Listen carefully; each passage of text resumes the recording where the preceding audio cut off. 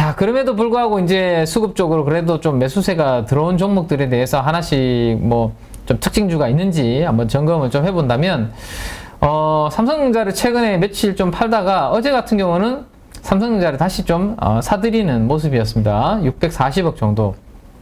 네, 640억 정도 코스피에서 외국인들이 좀 샀고요. 하지만 이제 반도체 관련주들도 최근에 이제 주가가 한 단계 좀 레벨업 된 다음에 지금은 조금 주가가 주춤하고 있는 그런 모습을 보여주고 있죠. 그래서 오늘은 마이크론 테크놀로지가 1% 정도 강세를 보였는데 얼마나 또 주중에 숨고르기 이후에 강세를 보일지 시장 출발하고 한번 봐야 될 것 같고요. 그 다음에 카카오는 아직까지 외국인들이 아직도 매도 어제도 많이 빠졌죠. 그래서 다시. 근데 네이버는 외국인들이 조금 사는 모습, 조금 다른 상반된 그런 모습을 좀 보여주고 있고요. 중국이 리오프닝을 재개한다면 저는 철강도 바닥을 잡을 것으로 생각이 되는데 아직까지는 뭐 아주 뚜렷한 뭐 업황의 추세 반전의 시그널은 없습니다. 근데 저렇게 코로나에 대한 정책을 조금씩 완화한 모습만 제스처만 나와줘도 철강 쪽도 중장기적으로는 바닥을 잡아줄 가능성 그런 부분들이 있을 것 같고요.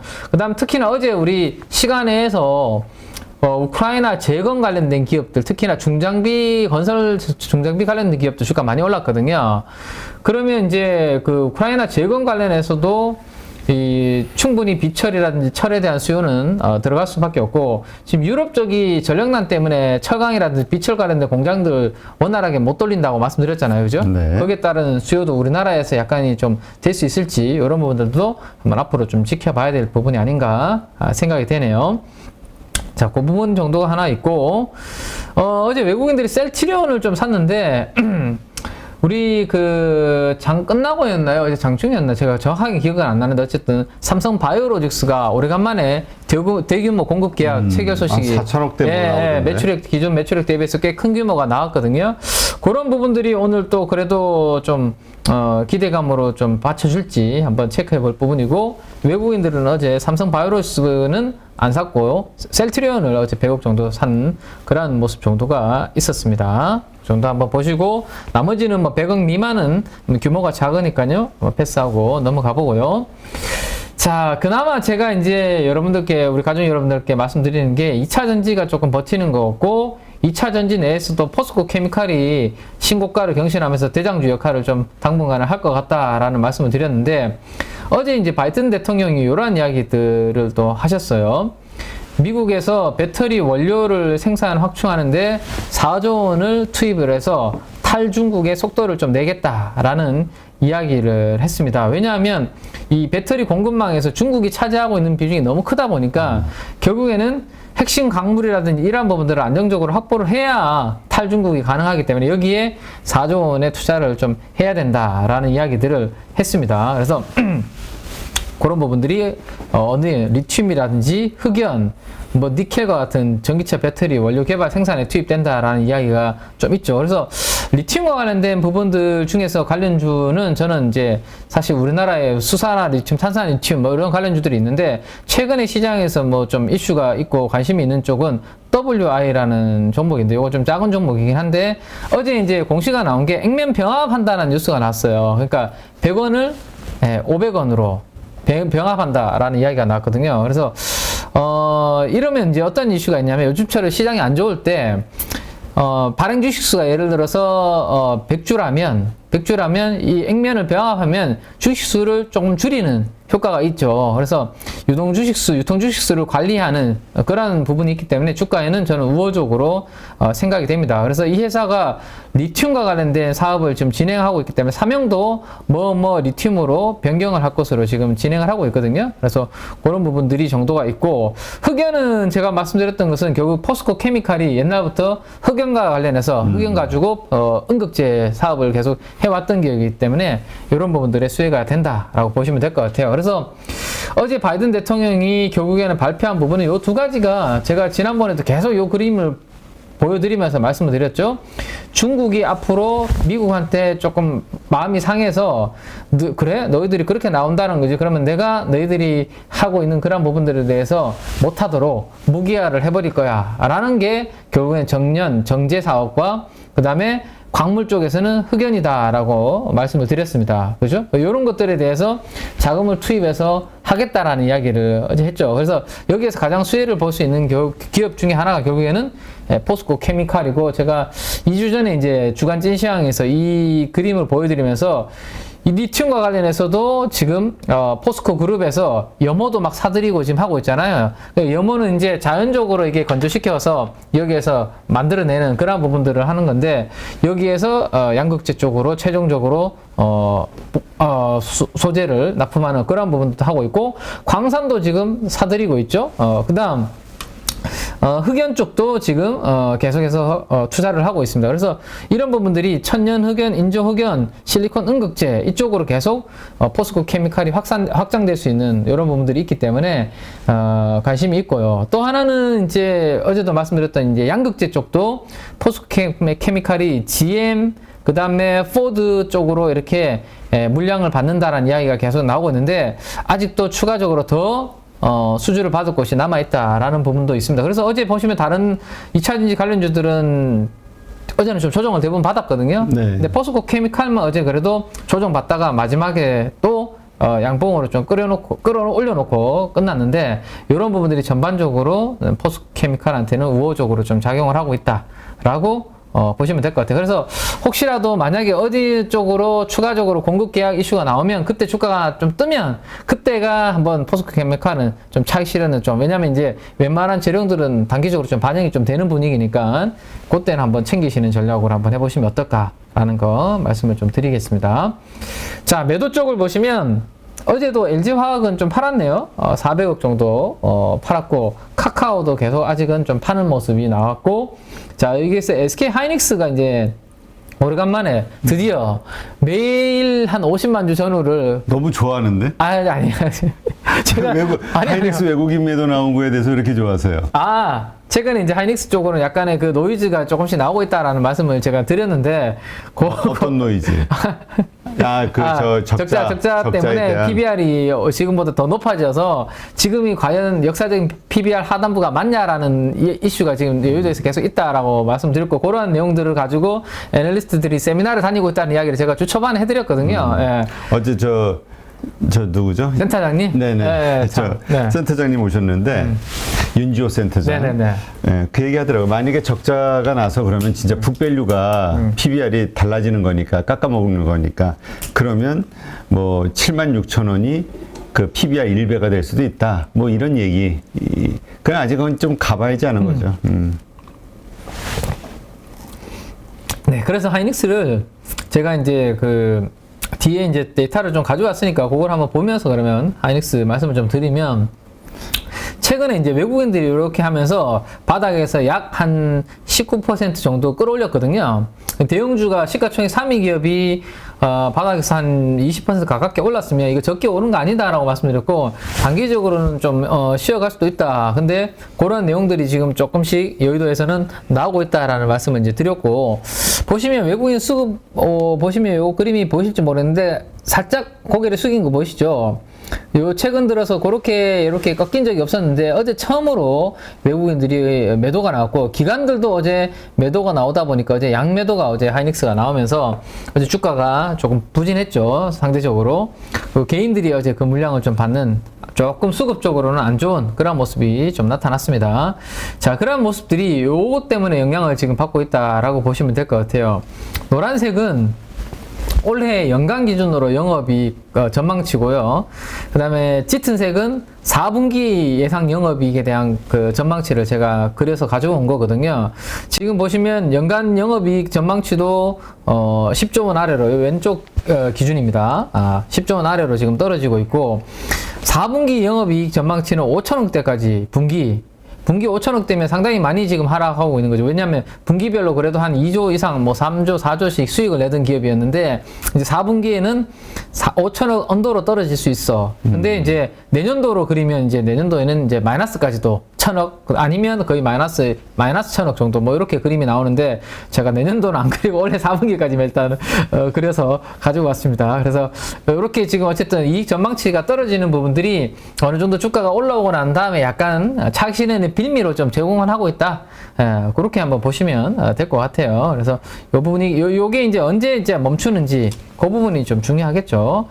자, 그래서 하이닉스가 95,000원 전후에서 이렇게 멈추다가 이틀 연속으로 이제 이렇게 떨어지는 그런 모습이 나왔고, 단기적으로 그러면 요게 어느 정도 이제 좀 다시 추세 상승으로 반전을 하려면 어떤 기술적인 흐름이 나와야 될까요?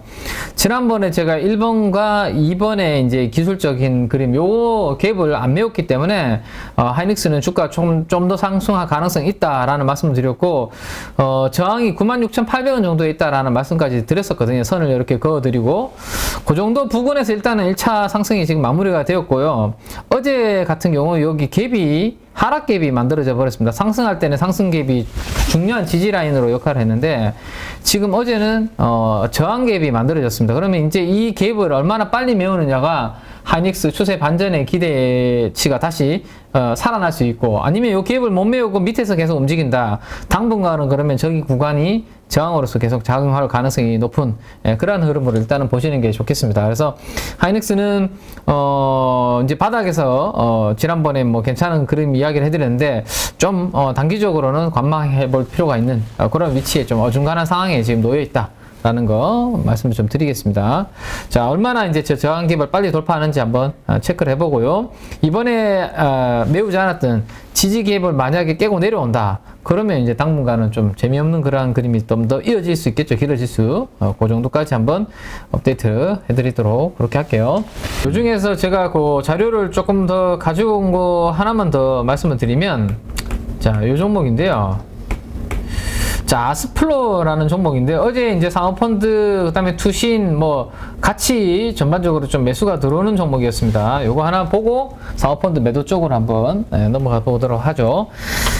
자, 일단 최근에 이제 우리 조금 전에 이제 투자 주체별 수급 동향에서도 말씀드렸지만, 기관들이 안 사요, 지금. 투신도 안 사고, 연기금도 안 사고, 사모펀드도 안 사다 보니까, 참 수급 특징주로서 좀 종목들 새로운 거 찾기가 참 쉽지 않은데, 그나마 뭐 좀 중소형주 중에서 아스플로가 수급이 조금 꾸준하게 들어오고 있어서 요 종목 한번 업데이트를 해드리면, 2주 전에인가요? 제가 이제 주간 찐시황에서 어프라이드 머티리얼즈가 우리나라에 오셔가지고 윤석열 대통령하고 뭐 웨이퍼에 사인하는 것도 하고 R&D 투자한다라는 이야기를 제가 드린 적이 있었는데, 그 뒤로 주가는 조금씩 지금 올라오고 있는 상황인데, 어제 사모펀드가 좀 샀고요. 투신에서 수급 들어오면서 기관들이 그래도 다른 종목들 대비해서 수급 강도를 이렇게 유지하고 있는 대표적인 소형주다라고 보시면 되고, 개인들은 이렇게 팔고 있는 그런 분위기네요. 자, 이거 한번 보시고, 자, 그 다음 지난번에 제가 말씀드렸던 거는 요 내용이었습니다. 글로벌 반도체 장비 중에서 큰 기업이 뭐 램 리서치라든지 어플라이드 이런 기업들이 있는데, 이런 기업들이 최근에 우리나라에 R&D 센터를 만들려고 하고 있다. 그래서 얼마 전에 방한을 해서 윤석열 대통령이 한미동맹의 상징으로서 웨이퍼에 이렇게 서명까지 하면서 이런 좋은 이벤트를 만들었는데, 그때 이제 어플라이드 머티리얼즈 관련주가 시장에 반짝 상승을 했었고, 서남이라는 회사가 어플라이드 머티리얼즈 관련된 기업들이 대주주로 있는 대표적인 회사라고 말씀드렸고, T-로보틱스가 과거에 어플라이드 머티리얼즈하고 전략적으로 관계가 있었기 때문에 이런 부분들 이슈가 있을 수 있다라는 이야기 드렸었고, 그 다음 마지막으로 어제 이제 수급이 들어온 아스플로가 어플라이드 머티리얼즈와 과거에 이 OEM 부품을 납품한 적이 있기 때문에 R&D 센터를 대규모로 투자를 하면 수혜를 좀 받지 않을까, 뭐 이런 부분들이 기대감이 좀 있을 수 있다라는 말씀 드렸습니다.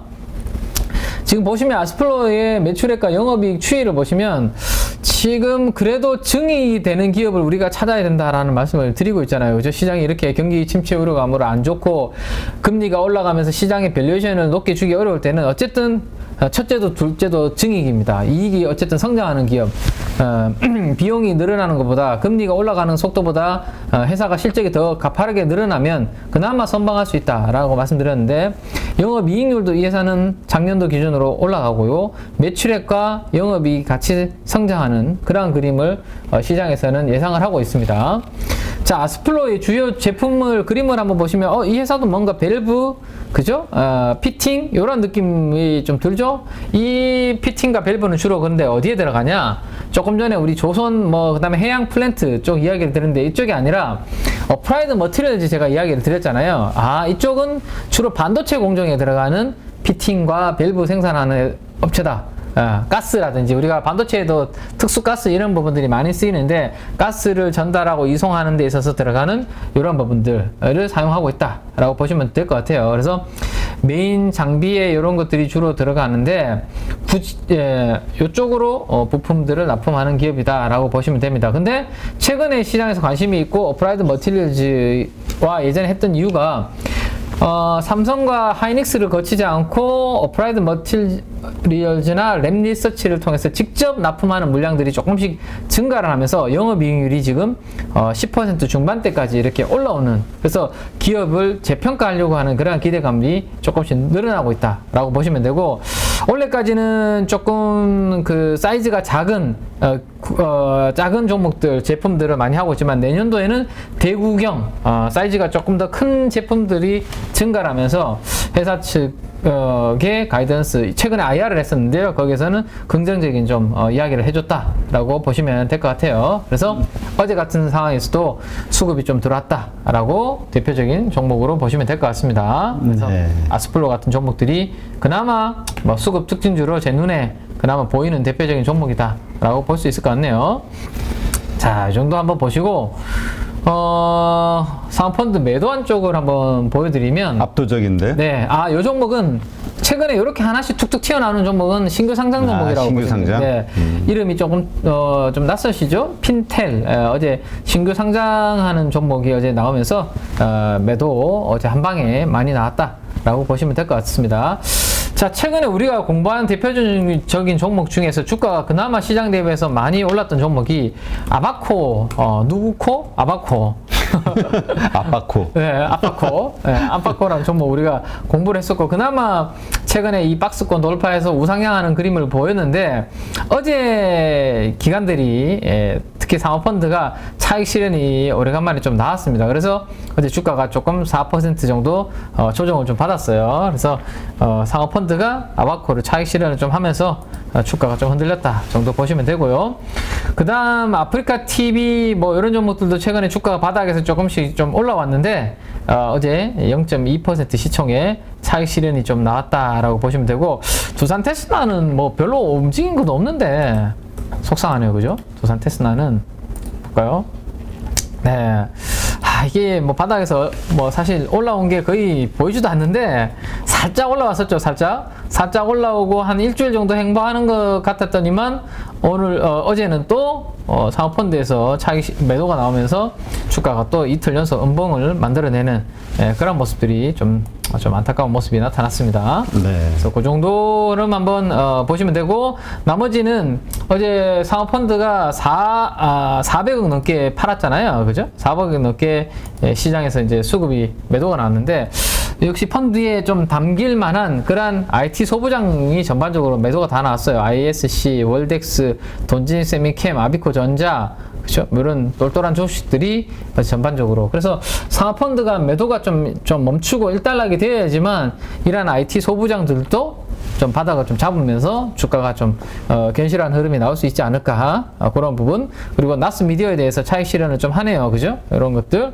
한번 체크를 좀 해보시면 되겠습니다. 누구나 1시간 안에 200개 종목에서 좋은 종목을 고를 수 있는 그런 능력을 배양할 수 있도록 제가 도와드리려고 그렇게 하고 있습니다.